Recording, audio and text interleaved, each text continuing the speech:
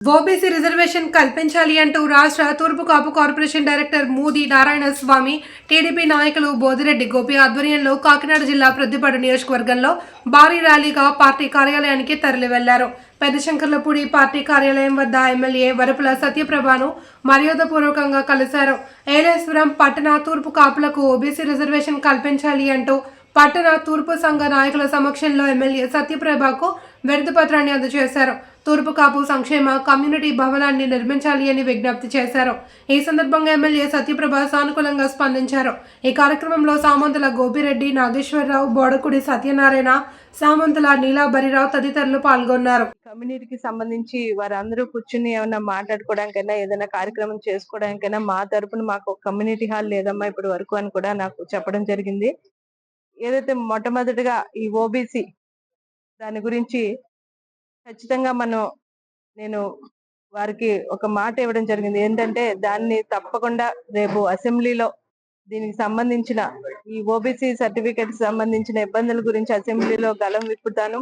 అదే కాదు మన గౌరవ ముఖ్యమంత్రి వారి దగ్గరికి, దానికి సంబంధించిన మంత్రివర్యుల దగ్గరికి అందరికీ కూడా ఈ సమస్యను నేను ప్రత్యేకంగా నేను స్వయంగా వెళ్లి వారికి ఈ సమస్యను వివరించి దాన్ని ఈ సర్వీస్ ఇబ్బందిని దాన్ని సొల్యూషన్ దాన్ని ఎలా చేయాలన్నది ముఖ్యమంత్రి వర్యాల సలహా తీసుకుని దాన్ని ముందుకు తీసుకెళ్లడం జరుగుతుంది.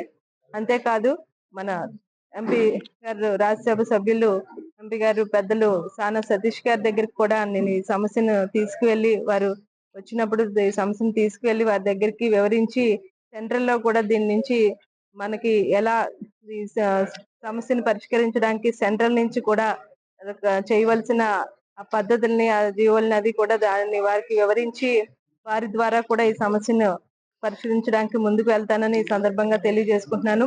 ఇకపోతే కమ్యూనిటీ హాల్ గురించి ఏలేశ్వరం నగర పంచాయతీలో ఇప్పటికే మా దృష్టికి రావడం జరిగింది ఈ సమస్య. దానికి సంబంధించి అక్కడ కమ్యూనిటీ హాల్ కి సంబంధించి ఒక స్థలాన్ని అన్నది ముందుగా ఎక్కడ వీలుగా ఉందో అది అంతా చూసుకుని ఆ స్థలాన్ని కేటాయించి ఈ రాబోయే కాలంలో దీన్ని కూడా ఈ సమస్యను కూడా కమ్యూనిటీ హాల్ తప్పకుండా ఏర్పాటు చేస్తానని చెప్పి ఈ సందర్భంగా తెలియజేసుకుంటూ మరొకసారి వారందరికీ కూడా